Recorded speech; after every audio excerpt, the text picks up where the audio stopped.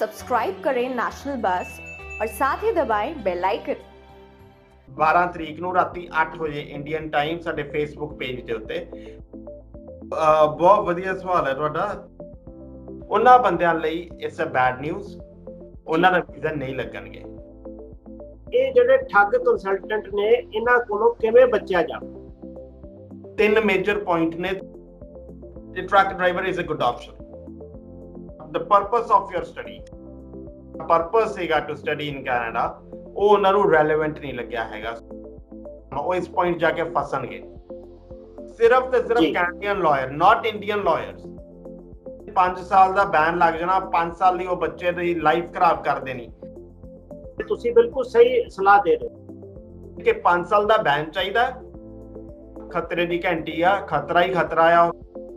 ਕਿਸ ਤਰੀਕੇ ਦੇ ਲੋਕ ਜ਼ਿਆਦਾ ਉੱਥੇ ਰਿਕੁਆਇਰਡ ਨੇ ਤੇ ਉਹ ਅਪਲਾਈ ਕਰਨ ਤੇ ਉਹਨਾਂ ਦਾ ਜਲਦੀ ਵੀਜ਼ਾ ਲੱਗ ਜਾਂਦਾ? ਕਿਸੇ ਨੂੰ ਵੀ ਪੈਸੇ ਦਿੱਤੇ ਬਿਨਾਂ ਆਪਣੀ ਰਜਿਸਟ੍ਰੇਸ਼ਨ ਕਰ ਸਕੇ, ਉਹਨਾਂ ਵਾਸਤੇ ਬਹੁਤ ਵੱਡੀ ਇੱਕ ਆਪਸ਼ਨ ਆਈ ਹੈ। ਅਗਰ ਤੁਸੀਂ ਇੱਕ ਛੋਟੀ ਜਿਹੀ ਵੀ ਗਲਤੀ ਕੀਤੀ, you will get a refusal. ਸਾਨੂੰ ਕੰਟੈਕਟ ਕਰੋ, ਅਸੀਂ ਤੁਹਾਡੀ ਮਦਦ ਕਰਨ ਦੀ ਕੋਸ਼ਿਸ਼ ਕਰਾਂਗੇ।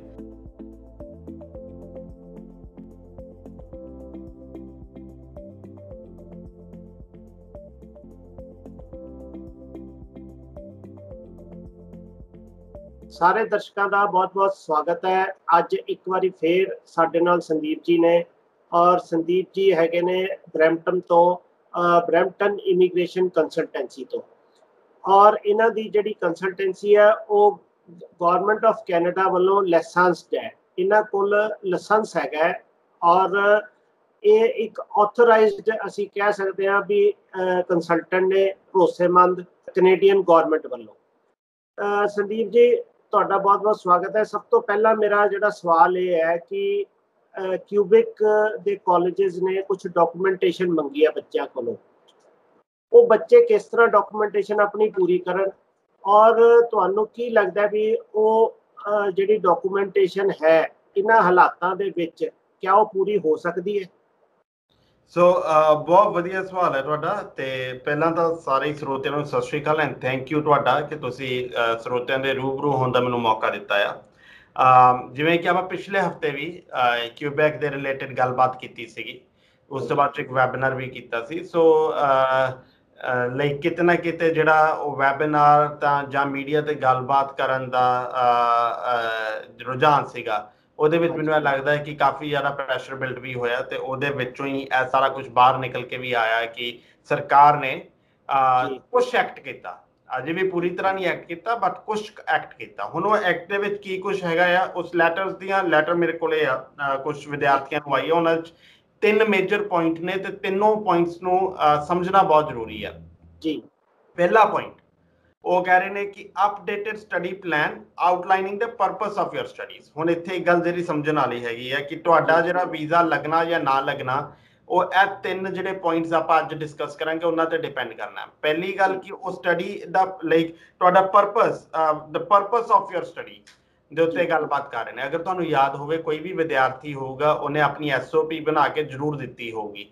ਉਸ SOP ਦੇ ਵਿੱਚ ਉਹਨੇ ਪਰਪਸ ਨੂੰ ਡਿਫਾਈਨ ਕੀਤਾ ਹੋਵੇਗਾ ਜੀ। ਨਾਓ ਦ ਪੁਆਇੰਟ ਇਜ਼ ਕਿ ਅਗਰ ਮੈਂ ਪਹਿਲਾਂ ਹੀ ਆਪਣਾ ਪਰਪਸ ਡਿਫਾਈਨ ਕੀਤਾ ਸੀ ਤੇ ਫਿਰ ਦੁਬਾਰਾ ਤੋਂ ਕਿਉਂ ਮੰਗਿਆ ਜਾ ਰਿਹਾ? ਸੋ ਇਹ ਬਹੁਤ ਇੰਪੋਰਟੈਂਟ ਉਹਨਾਂ ਤਿੰਨਾਂ ਡਾਕੂਮੈਂਟਸ ਦੇ ਵਿੱਚ ਉਹਦੀ ਇਹ ਵਾਲਾ ਡਾਕੂਮੈਂਟ ਬਹੁਤ ਜ਼ਿਆਦਾ ਮਾਇਨੇ ਰੱਖਦਾ ਆ ਕਿ ਇਸ ਡਾਕੂਮੈਂਟ ਨੂੰ ਤੁਸੀਂ ਕਿਸ ਤਰੀਕੇ ਨਾਲ ਰਿਪਰੈਜ਼ੈਂਟ ਕਰਦੇ ਹੋ। ਇਸੀ ਡਾਕੂਮੈਂਟ ਦੇ ਵਿੱਚ ਇਹ ਡਿਸਾਈਡ ਕਰੂਗਾ ਕਿ ਤੁਹਾਨੂੰ ਸਟੱਡੀ ਪਰਮਿਟ ਮਿਲਣਾ ਹੈ ਕਿ ਨਹੀਂ ਮਿਲਣਾ। ਜਿਨ੍ਹਾਂ ਬੰਦਿਆਂ ਨੂੰ ਨਹੀਂ ਮਿਲੇਗਾ ਉਹਦੇ ਰਿਫਿਊਜ਼ਲ ਦੇ ਵਿੱਚ ਤੁਸੀਂ ਚੀਜ਼ ਨੋਟਿਸ ਕਰਿਓ ਕਿ ਲਿਖਿਆ ਆਊਗਾ ਕਿ ਤੁਹਾਡਾ ਜਿਹੜਾ ਪਰਪਸ ਸੀਗਾ ਟੂ ਸਟੱਡੀ ਇਨ ਕੈਨੇਡਾ, ਉਹ ਉਹਨਾਂ ਨੂੰ ਰੈਲੇਵੈਂਟ ਨਹੀਂ ਲੱਗਿਆ ਹੈਗਾ। ਸੋ ਬਹੁਤ ਇੰਪੋਰਟੈਂਟ ਹੈ ਵਾਲਾ ਪਹਿਲੀ ਗੱਲ, ਪਹਿਲਾ ਪੁਆਇੰਟ। ਸੋ ਅਗਰ ਤੁਸੀਂ ਕੋਈ ਮਦਦ ਚਾਹੁੰਦੇ ਹੋ ਇਹਦੇ ਵਾਸਤੇ, ਫਰਸਟ ਪੁਆਇੰਟ ਵਾਸਤੇ, ਸਾਨੂੰ ਕੰਟੈਕਟ ਕਰੋ, ਅਸੀਂ ਤੁਹਾਡੀ ਮਦਦ ਕਰਨ ਦੀ ਕੋਸ਼ਿਸ਼ ਕਰਾਂਗੇ। ਜਿਹੜਾ ਸੈਕੰਡ ਪੁਆਇੰਟ ਹੈਗਾ ਆ, ਹੁਣ ਇੱਥੇ ਇੱਕ ਗੱਲ ਮੈਂ ਇਹ ਗੱਲ ਅੱਗੇ ਵੀ ਕਈ ਇੰਟਰਵਿਊਜ਼ 'ਚ ਕਹੀ ਹੈ ਕਿ ਕੈਨੇਡਾ ਦੀ ਸਰਕਾਰ ਓਨੈਸਟ ਬੰਦਿਆਂ ਨੂੰ ਕੈਨੇਡਾ ਲਿਆਉਣੀ ਚਾਹੁੰਦੀ ਹੈ। ਕੈਨੇਡਾ ਦੀ ਸਰਕਾਰ ਨਹੀਂ ਚਾਹੁੰਦੀ ਕਿ ਕੋਈ ਵੀ ਬੰਦਾ ਸਿਸਟਮ ਨਾਲ ਪਲੇ ਅਰਾਊਂਡ ਕਰਕੇ ਕੈਨੇਡਾ 'ਚ ਆਵੇ।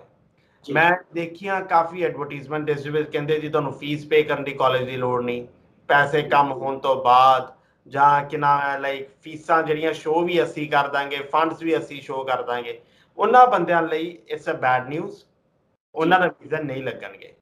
ਹੋਰ ਉਹਨਾਂ ਲਈ ਮੇਰੀ ਰეკਮੈਂਡੇਸ਼ਨ ਕਿ ਆਪਣੀ ਫਾਈਲ ਵਾਪਸ ਲੈ ਲਓ ਬਿਫੋਰ ਕਿ ਤੁਹਾਡੇ ਉੱਤੇ 5 ਸਾਲ ਦੇ ਮਿਸ ਰਿਪਰੈਜ਼ੈਂਟੇਸ਼ਨ ਦੇ ਬੈਨ ਲੱਗਣ। ਹੁਣ ਤੁਸੀਂ ਦੇਖੋ ਕਿ ਸੈਕੰਡ ਡਾਕੂਮੈਂਟ ਮੰਗਿਆ ਕੀ ਉਹਨਾਂ ਨੇ ਮੰਗਿਆ ਜੀ confirmation of who is funding your studies in Canada and their relationship to you, and proof of their income and funds for the last 6 months. So ਇਹ ਬੜਾ ਇਹ ਮੇਨਲੀ ਫਾਈਨੈਂਸ਼ੀਅਲਸ ਦੇ ਉੱਤੇ ਕੁਐਸਚਨਸ ਨੇ। ਹੁਣ ਇਸ ਦੇ ਵਿੱਚ ਤੁਹਾਡਾ ਕੌਣ, ਤੁਹਾਡੇ ਫਾਦਰ ਤੁਹਾਡੇ ਲਈ ਪੇ ਕਰ ਰਹੇ ਨੇ, ਤੁਹਾਡਾ ਹਸਬੈਂਡ ਤੁਹਾਡੇ ਲਈ ਪੇ ਕਰ ਰਿਹਾ, ਕਿਹੜਾ ਬੰਦਾ ਆ ਜਿਹੜਾ ਤੁਹਾਡੀ ਫੀਸ ਪੇ ਕਰ ਰਿਹਾ, ਉਹਦੇ ਤੁਹਾਨੂੰ ਰਿਲੇਸ਼ਨਸ਼ਿਪ ਪ੍ਰੂਫਸ ਦੇਣੇ ਪੈਣਗੇ। दूसरी गल कि पिछले 6 महीने दियां स्टेटमेंट्स उस बंदे दियां देनियां पैणगियां जिस बंदे ने तुहाडे फंड्स जेड़ा बंदा तुहाडीआं फीसां ते बाकी खर्चे कैनेडा चुकूगा। बहुत ज़्यादा लोग झूठियां स्टेटमेंट्स जां गलत अकाउंट्स जां जेह्ड़े मिस रिप्रजेंटेशन वाला काम वो इस पॉइंट जाके फसणगे इसलिए क्योंकि 6-6 महीने दियां स्टेटमेंट्स दे उत्ते होर ज़्यादा वड्डी प्रॉब्लम आऊगी। जिहड़ी तीसरी हैगी आ वो हैगा आ कि confirmation of whether you are or have been represented either by a designated individual or a paid representative. Who is designated individual or paid representative? A ghost consultant sitting in India is not a designated individual or a paid representative. A designated individual or paid representative can only and only be a Canadian lawyer. Sirf the sirf Canadian lawyer, not Indian lawyers. Canadian lawyer or a Canadian immigration consultant authorized by the government of Canada by ICCRC, that is RCIC, you know, ICCRC consultants ਜਿਹੜੇ ਨੇ ਸਿਰਫ। ਸੋ ਇਹ ਤਿੰਨੋਂ points ਤੁਸੀਂ ਇੱਕ ਤਰੀਕੇ ਨਾਲ ਦੇਖੋ ਕਿ ਕੈਨੇਡਾ ਦੀ ਸਰਕਾਰ ਨੇ ਕਿਊਬੈਕ ਦੇ ਕੇਸਿਸ ਖਾਸ ਕਰਕੇ ਜਿਹੜੇ ਇਸ਼ੂਜ਼ ਖੜੇ ਕੀਤੇ ਨੇ ਉਹ ਪਰਪਸ ਆਫ ਵਿਜ਼ਿਟ ਨੂੰ ਲੈ ਕੇ ਖੜੇ ਕੀਤੇ, ਫਾਈਨੈਂਸ਼ੀਅਲਸ ਨੂੰ ਲੈ ਕੇ ਖੜੇ ਕੀਤੇ ਅਤੇ ਤੁਹਾਡੇ ਕੰਸਲਟੈਂਟ ਨੂੰ ਲੈ ਕੇ ਖੜੇ ਕੀਤੇ। ਅਜੇ ਵੀ ਅਗਰ ਤੁਸੀਂ ਕਿਸੇ ਗੋਸਟ ਕੰਸਲਟੈਂਟ ਨਾਲ ਕੰਮ ਕਰ ਰਹੇ ਹੈਗੇ ਹੋ ਤਾਂ ਤੁਹਾਡੇ ਲਈ ਖਤਰੇ ਦੀ ਘੰਟੀ ਆ, ਕਿਉਂਕਿ ਇਸ 'ਚ ਬਹੁਤ ਕਲੀਅਰਲੀ, ਬਹੁਤ ਜ਼ਿਆਦਾ ਕਲੀਅਰਲੀ ਇਹਨਾਂ ਲੈਟਰਸ 'ਚ ਲਿਖਿਆ। ਮੈਂ ਤੁਹਾਨੂੰ ਵੀ ਐਵਲੀ ਲੈਟਰ ਫਾਰਵਰਡ ਕਰੂੰਗਾ। ਤੁਸੀਂ ਕੋਸ਼ਿਸ਼ ਕਰਿਓ ਕਿ ਅਗਰ ਅਸੀਂ ਬੱਚੇ ਦਾ ਨਾਮ ਹਾਈਡ ਕਰਕੇ ਤੁਸੀਂ ਅਗਰ ਵੀਡੀਓ 'ਚ ਪਾ ਸਕੋ ਸੋ ਦੈਟ ਹਰੇਕ ਇੰਡੀਵਿਜੂਅਲ ਨੂੰ ਪਤਾ ਚੱਲ ਸਕੇ ਸਰਕਾਰ ਕੀ ਮੰਗ ਰਹੀ ਹੈਗੀ ਆ ਤੇ ਬਿਲਕੁਲ ਸਹੀ ਡਿਸੀਜਨ ਲੈ ਸਕੇ। ਕਿਉਂਕਿ ਕਿਸੇ ਬੱਚੇ ਦੇ 5 ਸਾਲ ਦਾ ਬੈਨ ਲੱਗ ਜਾਣਾ, 5 ਸਾਲ ਲਈ ਉਹ ਬੱਚੇ ਦੀ ਲਾਈਫ ਖਰਾਬ ਕਰ ਦੇਣੀ, ਬਿਲਕੁਲ ਗਲਤ, ਉਸ ਬੱਚੇ ਨਾਲ ਬਹੁਤ ਵੱਡਾ ਧੱਕਾ ਹੋਵੇਗਾ।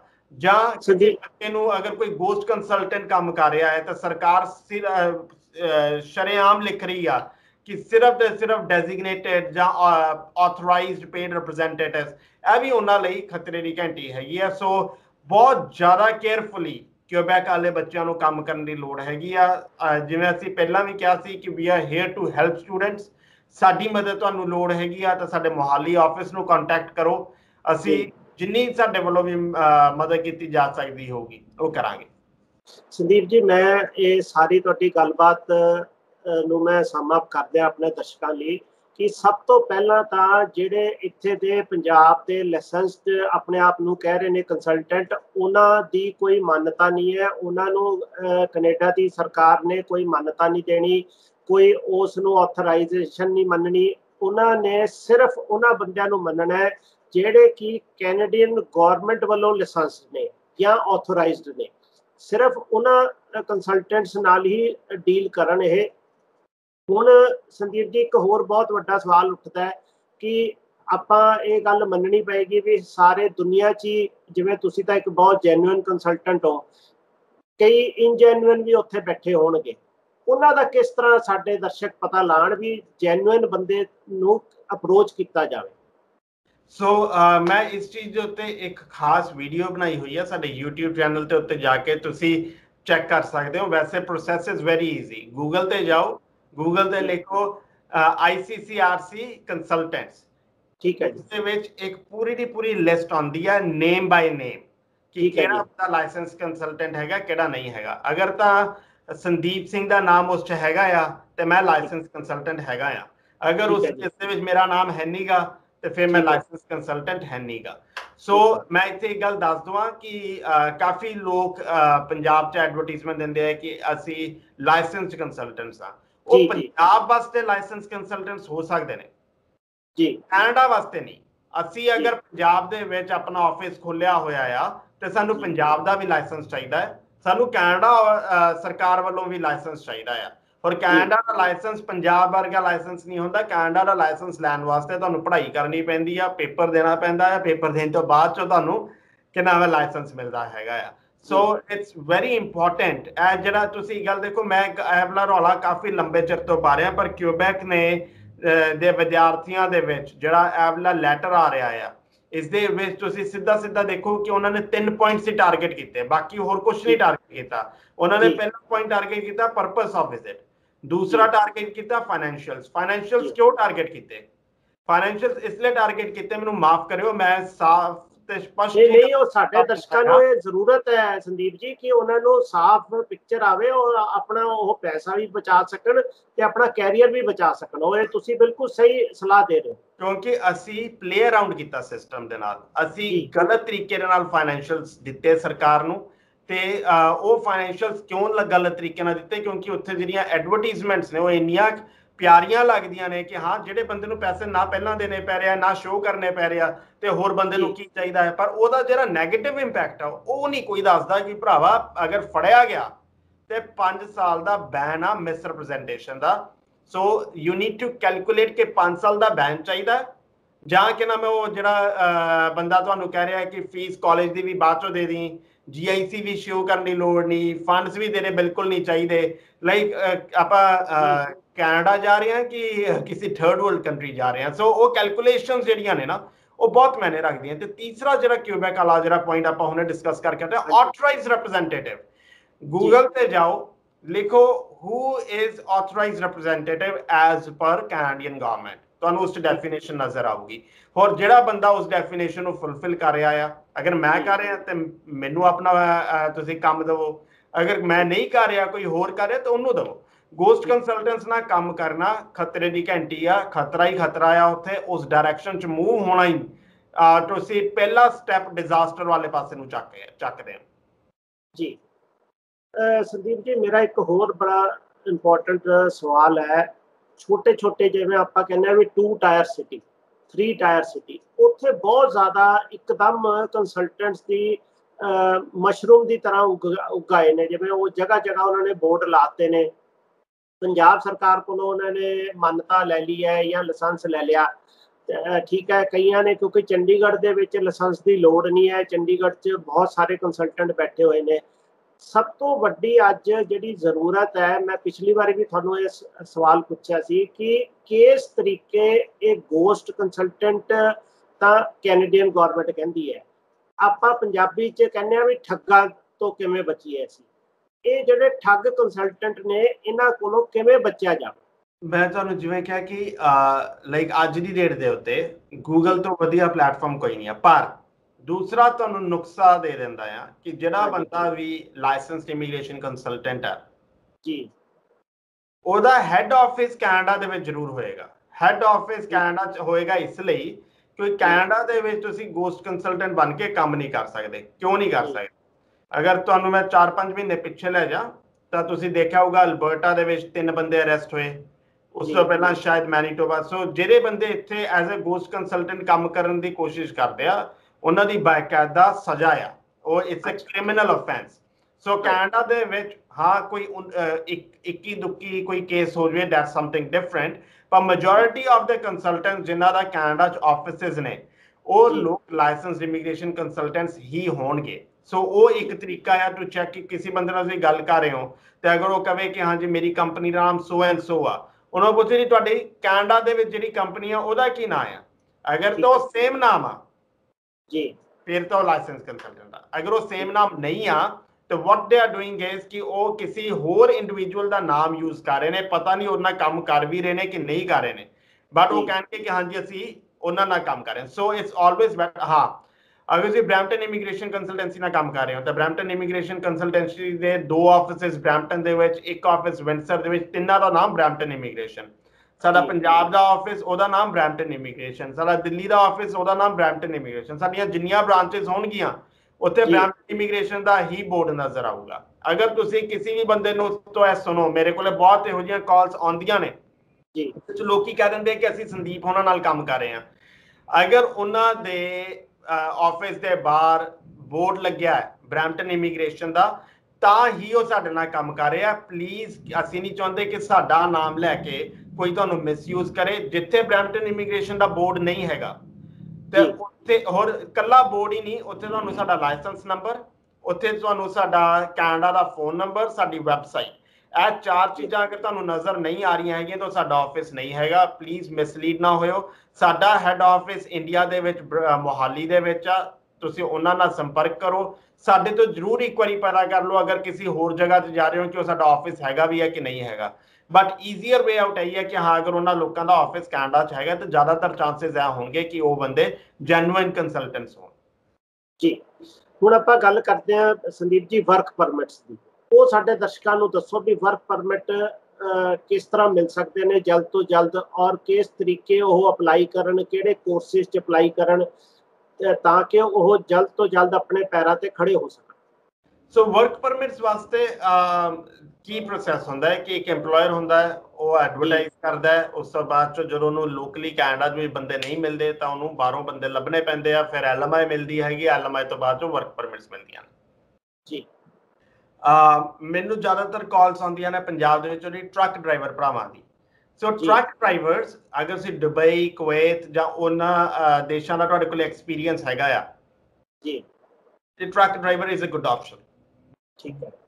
ਜਾਂ ਜਿਹੜੇ ਡੀਜ਼ਲ ਮਕੈਨਿਕਸ ਉਹਨਾਂ ਲਈ। So truck driver like work permits ਕਈ ਤਰ੍ਹਾਂ ਦੇ ਹੁੰਦੇ ਹੈਗੇ ਆ। ਬੈਸਟ ਵੇ ਆਊਟ ਇਹ ਹੈ ਕਿ ਹਰੇਕ ਬੰਦਾ ਇੱਕ ਨੂੰ ਐਕਸਪਲੇਨ ਕਰਨਾ ਇੰਪੋਸੀਬਲ ਹੋਊਗਾ। ਸੋ ਮੋਹਾਲੀ ਆਫਿਸ ਨੂੰ ਕੰਟੈਕਟ ਕੀਤਾ ਜਾ ਸਕਦਾ ਆ ਐਂਡ ਜਿਹੜੇ ਬੰਦੇ ਵੀ ਕੁਆਲੀਫਾਈ ਕਰਦੇ ਹੋਣਗੇ ਅਸੀਂ ਉਹਨਾਂ ਦੀ ਜ਼ਰੂਰ ਮਦਦ ਕਰਾਂਗੇ। ਪਰ ਵਰਕ ਪਰਮਿਟਸ ਅੱਜ ਦੀ ਡੇਟ ਦੇ ਉੱਤੇ it's a really good option. Not only that, ਤੁਸੀਂ ਅਜੇ ਸਿਰਫ ਵਰਕ ਪਰਮਿਟ ਦੀ ਗੱਲ ਕੀਤੀ, ਮੇਰੇ ਨਾਲ ਲੱਗਦੇ ਗੱਲ ਕਰ ਜਾਂਦਾ ਹੈਗਾ ਆ ਅਟਲਾਂਟਿਕ ਇਮੀਗ੍ਰੇਸ਼ਨ ਪਾਇਲਟ ਪ੍ਰੋਗਰਾਮ, ਜਿਹਨੂੰ AIPP ਕਿਹਾ ਜਾਂਦਾ ਆ। ਜੀ, AIPP ਦੀ ਇੱਕ ਪਰਮਨੈਂਟ ਰੈਜ਼ੀਡੈਂਸੀ ਪ੍ਰੋਗਰਾਮ ਹੈ। ਬਹੁਤ ਤੇਜ਼ ਪ੍ਰੋਸੈਸਿੰਗ ਹੈ ਇਹਦੀ।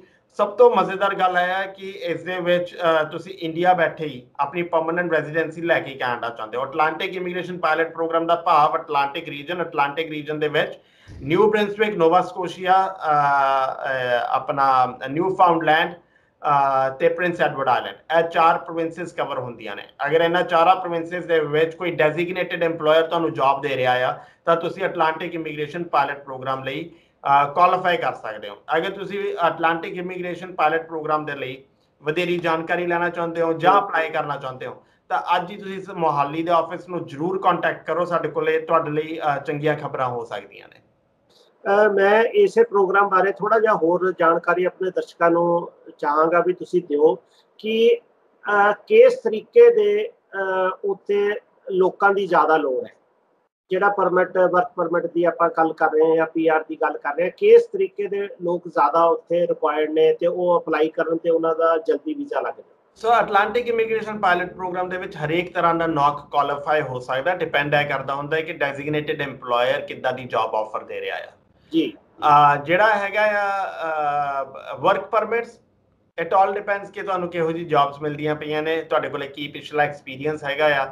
ਸੋ ਉਸ ਹਿਸਾਬ ਦੇ ਨਾਲ ਵਰਕ ਪਰਮਿਟਸ ਦਾ ਕੰਮ ਹੁੰਦਾ ਹੈਗਾ ਆ। ਸੋ ਦੋਨਾਂ ਪ੍ਰੋਗਰਾਮਸ ਦੇ ਵਿੱਚ ਇਹ ਡਿਫਾਈਨ ਕਰਨਾ ਕਿ ਕਿਹੜੀਆਂ ਆਪਸ਼ਨਸ ਬੈਟਰ ਨੇ, ਕਿਹੜੀਆਂ ਘੱਟ ਬੈਟਰ ਨੇ, ਉਹਨੂੰ ਇਸ ਤਰੀਕੇ ਨਾਲ ਡਿਫਾਈਨ ਨਹੀਂ ਕੀਤਾ ਜਾ ਸਕਦਾ। ਹਰੇਕ ਬੰਦੇ ਦੀ ਪ੍ਰੋਫਾਈਲ ਡਿਫਰੈਂਟ ਹੁੰਦੀ ਆ, ਹਰੇਕ EMPLOYER ਦੀ ਨੀਡਸ ਡਿਫਰੈਂਟ ਹੁੰਦੀਆਂ ਨੇ। ਸੋ ਇਟ ਆਲ ਡਿਪੈਂਡਸ ਕਿ EMPLOYER ਕੀ ਲੱਭ ਰਿਹਾ ਜਾਂ EMPLOYEE ਕੀ ਲੱਭ ਰਿਹਾ। ਮੈਂ ਤੁਹਾਨੂੰ ਇੱਥੇ ਇੱਕ ਗੱਲ ਹੋਰ ਦੱਸਾਂ ਕਿ ਨਿਊ ਬ੍ਰਿੰਸਵਿਕ ਦੇ ਵਿੱਚ ਇੱਕ ਜੌਬ ਫੇਅਰ ਹੋ ਰਿਹਾ ਆ 11 ਤਰੀਕ ਨੂੰ ਜੀ। ਸੋ ਅਸੀਂ ਉਹਦੇ ਲਈ ਇੱਕ ਵੀਡੀਓ ਵੀ YouTube ਦੇ ਉੱਤੇ ਪਾਈ ਸੀ ਕਿ ਤੁਹਾਨੂੰ ਉਹਦੇ ਲਈ ਕੋਈ ਕੰਸਲਟੈਂਟ ਦੀ ਲੋੜ ਨਹੀਂ ਹੈਗੀ। It's a job fair. ਤੁਸੀਂ ਸਿੱਧਾ, ਮੈਂ ਸਟੈਪ ਬਾਏ ਸਟੈਪ ਉਸ ਵੀਡੀਓ 'ਚ ਦੱਸਿਆ ਕਿ ਕਿਸ ਤਰੀਕੇ ਨਾਲ ਤੁਸੀਂ ਆਪਣੀ ਰਜਿਸਟ੍ਰੇਸ਼ਨ ਕਰਵਾ ਸਕਦੇ ਹੋ।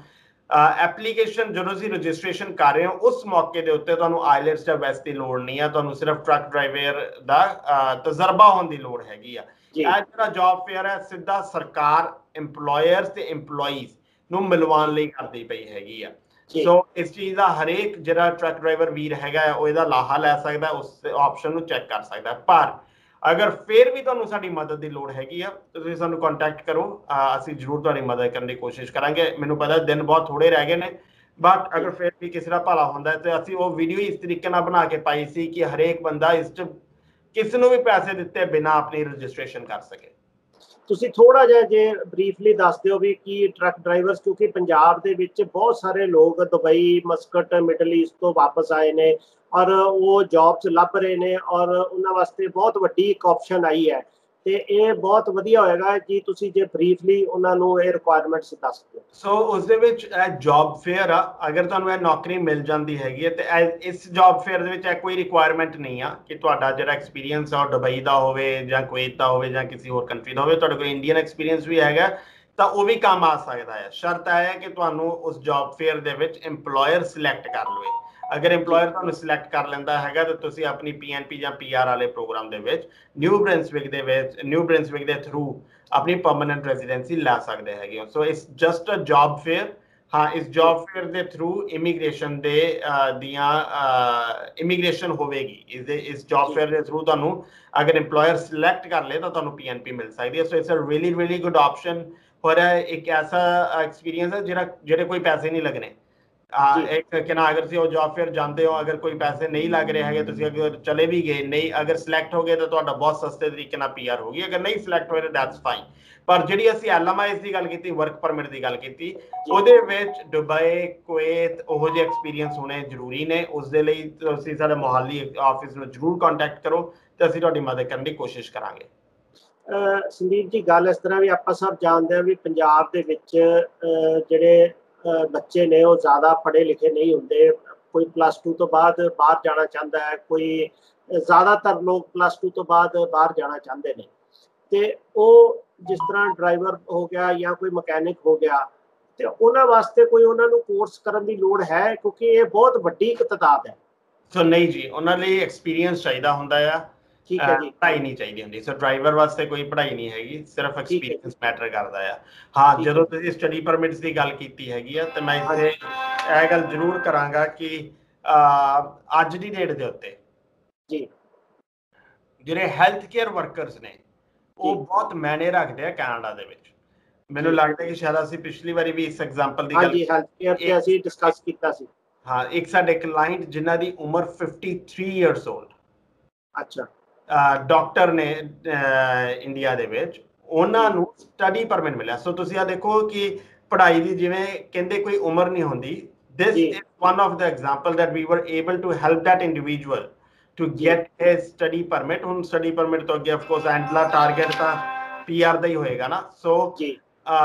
ਸੋ ਜਿਹੜੇ ਵੀ ਹੈਲਥ ਕੇਅਰ ਵਰਕਰਸ ਨੇ ਉਹਨਾਂ ਨੂੰ ਬਹੁਤ ਵਧੀਆ ਆਪਸ਼ਨਸ ਨੇ, ਭਾਵੇਂ ਨਰਸਿਸ ਨੇ, ਡਾਕਟਰਸ ਨੇ, ਫਿਜ਼ੀਓਥੈਰੇਪਿਸਟ, ਫਾਰਮਾਸਿਸਟ।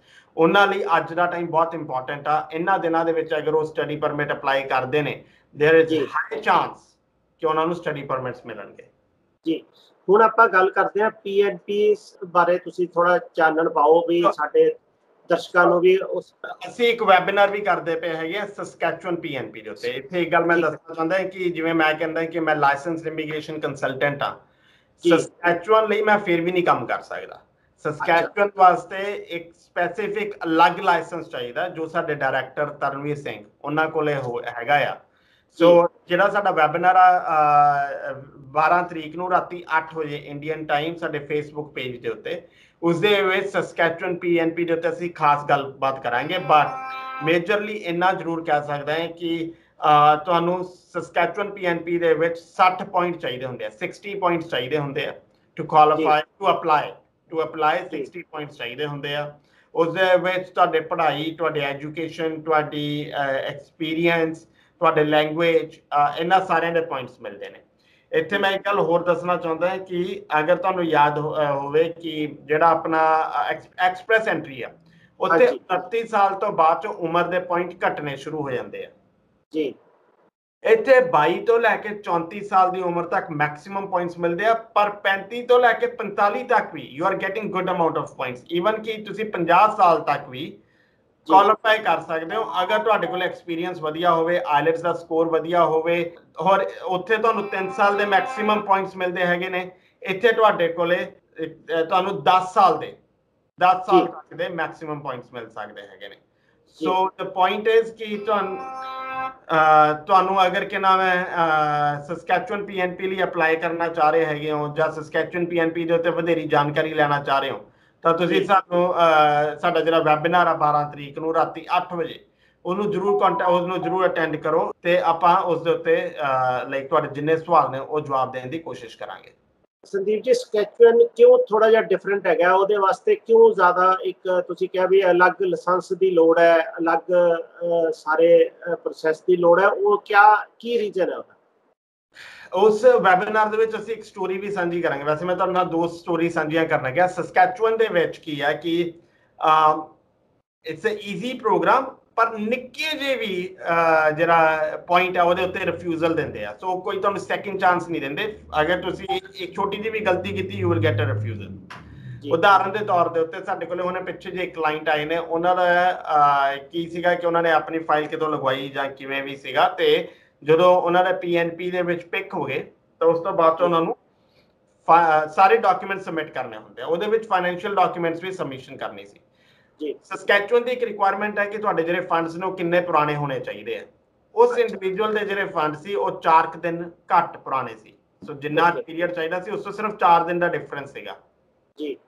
ਉਸ ਬੰਦੇ ਦੀ ਫਾਈਲ ਇਸ ਲਈ ਰਿਫਿਊਜ਼ ਕਰਤੀ ਕਿ ਫੰਡਸ ਵਰ ਨਾਟ ਐਜ਼ ਓਲਡ ਐਜ਼ ਦੇ ਵਰ ਨੀਡਡ।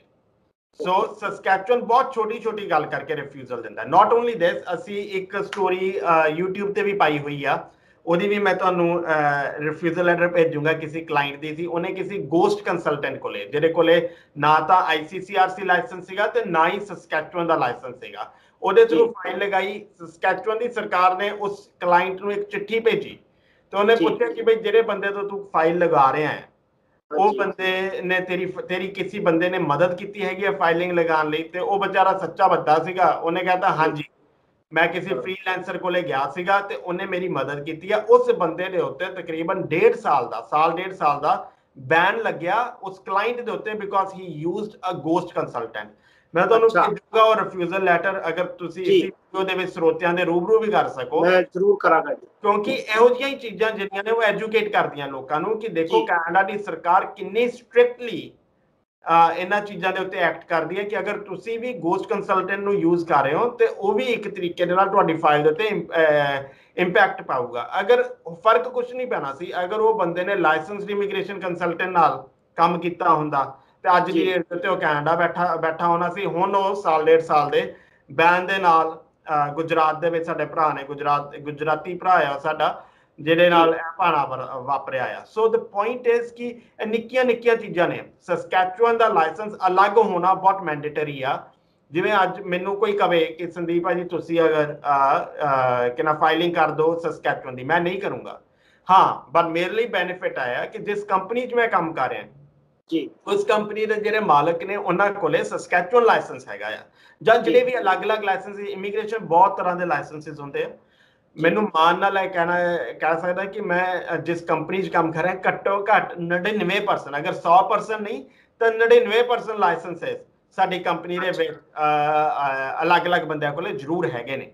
ਸੋ ਅਗਰ ਜਦੋਂ ਮੈਂ ਬਾਰ-ਬਾਰ ਅਗਰ ਗੱਲ ਕਰਦਾ ਹਾਂ ਕਿ ਗੋਸਟ ਕੰਸਲਟੈਂਟਸ ਨਾਲ ਕੰਮ ਨਾ ਕਰੋ, ਉਹਦੇ ਐਵੀਡੈਂਸਿਸ ਦੇ ਕੇ ਕਰਦਾ ਹਾਂ ਕਿ ਸਰਕਾਰ ਦੀਆਂ ਜਿਹੜੀਆਂ ਨੀਤੀਆਂ ਨੇ, ਸਰਕਾਰ ਜਿਹੜੀ ਆ ਉਹ ਇਸ ਤਰੀਕੇ ਨਾਲ ਐਕਟ ਕਰਦੀ ਆ। ਪਤਾ ਉਹਨੂੰ ਚੱਲਦਾ ਜਿਹੜਾ ਵਿਚਾਰਾ ਫਸ ਜਾਂਦਾ ਆ, ਜਿਹੜਾ ਨਹੀਂ ਫਸਦਾ ਉਹਨਾਂ ਆਮ ਲੋਕਾਂ ਨੂੰ ਪਤਾ ਹੀ ਨਹੀਂ ਚੱਲਦਾ। ਹੁਣ ਜਿਹੜੇ ਇੱਕ ਬੰਦੇ ਨਾਲ ਵਾਪਰਿਆ ਉਹ 10 ਬੰਦਿਆਂ ਨੂੰ ਜ਼ਰੂਰ ਦੱਸੂਗਾ, ਪਰ ਹਜ਼ਾਰਾਂ ਦੀ ਤਾਦਾਦ ਤੱਕ ਮੈਸੇਜ ਪਹੁੰਚਾਉਣ ਵਾਸਤੇ ਸਾਨੂੰ ਤੁਹਾਡੇ ਵਰਗੇ ਮੀਡੀਆ ਦੀ ਲੋੜ ਹੈਗੀ ਆ, ਜਿਹੜੀ ਇਹ ਇਨਫੋਰਮੇਸ਼ਨ ਘਰ ਪਹੁੰਚਾ ਸਕੇ ਕਿ ਸਿਰਫ ਤੇ ਸਿਰਫ ਲਾਇਸੈਂਸਡ ਇਮੀਗ੍ਰੇਸ਼ਨ ਕੰਸਲਟੈਂਟਸ ਨਾਲ ਕੰਮ ਕਰੋ, not with others. This is gonna licence immigration consultant ਨੂੰ ਕੋਈ ਖਾਸ ਫਰਕ ਨਹੀਂ ਪਊਗਾ, ਉਹਨਾਂ ਫਰਕ ਪਊਗਾ ਇੱਕ ਇੰਡੀਵਿਜੂਅਲ ਨੂੰ ਜਿਹੜਾ ਫਿਊਚਰ ਖਰਾਬ ਹੋਏਗਾ। ਸੋ ਜਿਵੇਂ ਅਸੀਂ ਅੱਜ ਸਾਰੀ ਗੱਲਬਾਤ ਕੀਤੀ ਹੈਗੀ ਹੈ ਸਸਕੈਚੁਅਨ PNP ਬਾਰੇ, ਜਾਂ ਅਟਲਾਂਟਿਕ ਇਮੀਗ੍ਰੇਸ਼ਨ ਪਾਇਲਟ ਪ੍ਰੋਗਰਾਮ ਬਾਰੇ, ਜਾਂ ਵਰਕ ਪਰਮਿਟਸ ਬਾਰੇ, ਜਾਂ ਸਟੱਡੀ ਪਰਮਿਟ ਦੀ ਜਿਹੜੇ ਕਿਊਬੈਕ ਦੀਆਂ ਨੋਰਮਸ ਆਈਆਂ ਨੇ, ਕਿਊਬੈਕ ਵਾਲੇ ਬੱਚਿਆਂ ਲਈ ਖਾਸ ਕਰਕੇ ਜਿਹੜੀਆਂ ਚਿੱਠੀਆਂ ਆ ਰਹੀਆਂ ਨੇ, ਇਹ ਸਾਰਾ ਕੁਝ ਬਹੁਤ ਮਾਇਨੇ ਰੱਖਦਾ ਆ। ਤੇ ਇਹ ਇੱਕ ਅਗਰ ਸੈਂਟਰਲ ਆਈਡੀਆ ਕੱਢਿਆ ਜਾਵੇ ਤਾਂ 2 ਚੀਜ਼ਾਂ ਨੇ। ਪਹਿਲਾ ਸੈਂਟਰਲ ਆਈਡੀਆ ਹੈ ਕਿ ਅੱਜ ਦੀ ਡੇਟ ਦੇ ਉੱਤੇ ਇਮੀਗ੍ਰੇਸ਼ਨ ਥੋੜੀ ਈਜ਼ੀ ਹੋਈ ਆ ਡਿਊ ਟੂ ਪੈਂਡੇਮਿਕ। ਹਾਂ, ਤੁਹਾਨੂੰ ਰਸਤਾ ਸਹੀ ਫੜਨਾ ਪਏਗਾ ਜੀ। ਦੂਸਰਾ ਹੈ ਕਿ ਉਹ ਟਫ ਹੋਏ ਨੇ ਗੋਸਟ ਕੰਸਲਟੈਂਟਸ ਦੇ ਉੱਤੇ ਜੀ ਦੇ ਆਰ ਬਹੁਤ ਜ਼ਰੂਰੀ ਸੀ ਜਿਹੜੇ ਗੋਸਟ ਕੰਸਲਟੈਂਟ ਨੇ, ਕਿਉਂਕਿ ਮੈਂ ਪੰਜਾਬ ਵਿੱਚ ਵੇਖਿਆ ਕਿ ਜਿਹੜੇ 2 ਟਾਇਰ ਔਰ 3 ਟਾਇਰ ਸਿਟੀਜ਼ ਨੇ ਉੱਥੇ ਅਚਾਨਕ ਹੀ ਬਹੁਤ ਮਸ਼ਰੂਮ ਦੀ ਤਰ੍ਹਾਂ ਗੋਸਟ ਕੰਸਲਟੈਂਟਸ ਦੇ ਬੋਰਡ ਲੱਗ ਗਏ ਨੇ, ਔਰ ਉਹ ਜਿਹੜੇ ਵਿਚਾਰੇ ਜੈਨੂਇਨ ਬੰਦੇ ਨੇ ਉਹ ਅਸੀਂ ਕਹਿ ਰਹੇ ਹਾਂ ਮਿਸਗਾਈਡ ਹੋ ਰਹੇ ਨੇ, ਨਾਲੇ ਲੁੱਟੇ ਜਾ ਰਹੇ ਨੇ। ਉਹ ਜਿਹੜਾ ਲੁੱਟ ਹੈ ਉਸ ਨੂੰ ਰੋਕਣਾ ਔਰ ਮਿਸਗਾਈਡੈਂਸ ਨੂੰ ਰੋਕਣਾ ਬਹੁਤ ਜ਼ਰੂਰੀ ਹੈ ਇਸ ਵੇਲੇ। ਬਿਲਕੁਲ, ਐਂਡ ਆਈ ਫੀਲ ਕਿ ਅਗਰ ਕੋਈ ਬੰਦਾ ਤੁਹਾਨੂੰ ਸ਼ਾਰਟਕਟ ਦੱਸਦਾ ਨਾ ਕਿ ਇਹ ਸਰਕਾਰੀ ਡਿਮਾਂਡ ਇਹ ਹੈਗੀ ਆ ਪਰ ਅਸੀਂ ਤੁਹਾਡੇ ਲਈ ਇਹ ਕਰ ਸਕਦੇ ਹਾਂ, 5 ਸੈਕਿੰਡ ਨਾਲ ਆਓ ਉੱਥੋਂ ਦੀ ਭੱਜ ਜਾਓ ਜੀ। ਅਗਰ ਕੋਈ ਵੀ ਬੰਦਾ ਸਿਸਟਮ ਨਾਲ ਪਲੇ ਅਰਾਊਂਡ ਕਰਨ ਦੀ ਕੋਸ਼ਿਸ਼ ਕਰ ਰਿਹਾ, ਤੁਹਾਡੇ ਉੱਤੇ ਕਿਰਪਾਨ ਡਿੱਗਣੀ ਆ, ਤੁਹਾਡੇ ਲਈ ਖਤਰੇ ਦੀ ਘੰਟੀ ਹੈਗੀ ਆ, ਉਸ ਬੰਦੇ ਦਾ ਕੁਝ ਨਹੀਂ ਜਾਣਾ। ਤੁਸੀਂ ਜਿਹੜੇ ਸ਼ਾਰਟਕਟਸ ਨੇ, there is no way to shortcut. अगर शॉर्टकट पे जाओगे तो खाई च जाना है। बेटर है कि लंबा रस्ता ले लो पर रस्ता वो लो ਜਿਹੜਾ ਤੁਹਾਨੂੰ ਤੁਹਾਡੀ ਮੰਜ਼ਿਲ ਤੱਕ ਪਹੁੰਚਾਵੇ। ਸੋ ਜਿੱਥੇ ਵੀ ਤੁਹਾਨੂੰ ਕੋਈ ਬੰਦਾ ਇਹ ਕਵੇ ਕਿ ਫੰਡ ਨਾ ਸ਼ੋ ਕਰ, ਕੋਈ ਚੱਕਰ ਨਹੀਂ, ਸਾਡੇ ਕੋਲੇ ਜੁਗਾੜ ਆ, ਜਾਂ GIC ਕਰਨ ਦੀ ਲੋੜ ਨਹੀਂ, ਜਾਂ ਕਾਲਜ ਦੀ ਫੀਸ ਪੇ ਕਰਨ ਦੀ ਲੋੜ ਨਹੀਂ। ਸੋ ਉਹਨਾਂ ਲੋਕਾਂ ਤੋਂ ਬਚੋ। ਮੈਂ ਤਾਂ ਇਹੋ ਜਿਹੇ ਵੀ ਬੰਦੇ ਦੇਖੇ, ਉਹ 90,000 ਦਾ ਇੱਕ ਪ੍ਰੋਗਰਾਮ ਆਇਆ TR to PR ਵਾਲਾ, ਤੇ ਉਹਦੇ ਵਿੱਚ ਇੱਕ ਬਹੁਤ ਫੇਮਸ ਗੋਸਟ ਕੰਸਲਟੈਂਟ ਦੀ ਵੀਡੀਓ ਦੇਖੀ ਮੈਂ, ਜਿਸ ਤੋਂ ਕਹਿ ਰਹੇ ਨੇ ਕੈਨੇਡਾ ਨੇ ਸਾਰਿਆਂ ਨੂੰ PR ਦੇ ਦੇਣੀ ਆ। I wish ਕਿ ਇਹ ਗੱਲ ਸੱਚ ਹੁੰਦੀ, ਬਟ ਅਜੇ ਵੀ Canada one of the major demanding country ਆ। ਕੈਨੇਡਾ ਕੋਈ it's not a third world country ਕਿ ਹਰੇਕ ਕਿਸੇ ਨੂੰ ਹੀ PR ਮਿਲੂਗੀ, ਹਰੇਕ ਕਿਸੇ ਨੂੰ ਹੀ ਲਾਈਕ ਆਪਾਂ ਨੂੰ ਕਾਮਨ ਸੈਂਸ ਲਗਾਉਣ ਦੀ ਲੋੜ ਹੈਗੀ ਆ ਕਿ ਇੰਨੀ ਸੌਖੀ ਖੇਡ ਨਹੀਂ, ਇੰਨੀ ਸੌਖੀ ਖੇਡ ਨਹੀਂ ਹੈਗੀ। ਬਹੁਤ ਬਹੁਤ ਧੰਨਵਾਦ ਸੰਦੀਪ ਜੀ ਸਾਡੇ ਨਾਲ ਜੁੜਨ ਦਾ। ਅੱਜ ਸੰਦੀਪ ਜੀ ਨਾਲ ਸਾਡੀ ਜਿਹੜੀ ਗੱਲਬਾਤ ਹੋਈ ਹੈ ਕਿਊਬਿਕ ਦੇ ਉੱਪਰ ਹੋਈ ਹੈ, ਸਕੈਚਮੈਨ ਦੇ ਉੱਪਰ ਹੋਈ ਹੈ, ਵਰਕ ਪਰਮਿਟਸ ਦੇ ਉੱਪਰ ਹੋਈ ਹੈ, ਤੇ ਦੂਸਰਾ ਜਿਹੜਾ ਸੰਦੀਪ ਜੀ ਆਪਣਾ ਵੈਬਿਨਾਰ ਕਰਨ ਜਾ ਰਹੇ ਨੇ, ਮੈਂ ਸਾਰੇ ਦਰਸ਼ਕਾਂ ਨੂੰ ਕਹਾਂਗਾ ਵੀ ਉਹ ਵੈਬਿਨਾਰ ਇਹਨਾਂ ਦਾ ਜ਼ਰੂਰ ਅਟੈਂਡ ਕਰੋ, ਇਹਨਾਂ ਦੇ ਫੇਸਬੁੱਕ ਤੇ ਪੇਜ ਤੇ ਜਾ ਕੇ, ਤਾਂ ਕਿ ਤੁਹਾਨੂੰ ਪਤਾ ਲੱਗੇ ਵੀ ਲੀਗਲ ਰਸਤਾ ਕੀ ਹੈ, ਤੁਸੀਂ ਜਿਹੜੇ ਗੋਸਟ ਕੰਸਲਟੈਂਟਸ ਨੇ ਉਹਨਾਂ ਕੋਲੋਂ ਬਚ ਸਕੋ। ਔਰ ਸਭ ਤੋਂ ਜ਼ਿਆਦਾ ਜ਼ਰੂਰੀ ਸਾਰੇ ਮੇਰੇ ਪੰਜਾਬ ਦੇ ਜਿੰਨੇ ਭੈਣ ਭਰਾ ਬਾਹਰ ਜਾਣਾ ਚਾਹੁੰਦੇ ਨੇ ਉਹਨਾਂ ਵਾਸਤੇ ਸਭ ਤੋਂ ਜ਼ਿਆਦਾ ਜ਼ਰੂਰੀ ਹੈ ਸਹੀ ਰਸਤਾ। ਭਾਵੇਂ ਟਾਈਮ ਜ਼ਿਆਦਾ ਲੱਗ ਜਾਏ ਲੇਕਿਨ ਰਸਤਾ ਸਹੀ ਹੋਣਾ ਚਾਹੀਦਾ ਹੈ। ਤੇ ਇਸੇ ਕਰਕੇ ਅਸੀਂ ਸੰਦੀਪ ਜੀ ਨਾਲ ਬਾਰ-ਬਾਰ ਇੰਟਰਵਿਊਜ਼ ਕਰਦੇ ਹਾਂ, ਅੱਗੇ ਵੀ ਕਰਦੇ ਰਹਾਂਗੇ, ਔਰ ਸੰਦੀਪ ਜੀ ਕੋਲੋਂ ਪ੍ਰੋਪਰ ਗਾਈਡੈਂਸ ਲੈ ਕੇ ਤੁਹਾਡੇ ਤੱਕ ਪਹੁੰਚਾਵਾਂਗੇ ਵੀ ਸਹੀ ਰਸਤਾ ਕੀ ਹੈ ਔਰ ਤੁਸੀਂ ਕਿਵੇਂ ਸਹੀ ਰਸਤੇ ਤੋਂ ਕੈਨੇਡਾ ਆਪਣਾ ड्रीम पूरा कर सकते हो। सारे दर्शकों का बहुत बहुत धन्यवाद साडे नाल जुड़न। नेशनल बस पर लेटेस्ट न्यूज और एंटरटेनमेंट वीडियोस देखने के लिए सब्सक्राइब करें, लाइक करें, कमेंट करें और शेयर करें। Thanks for watching.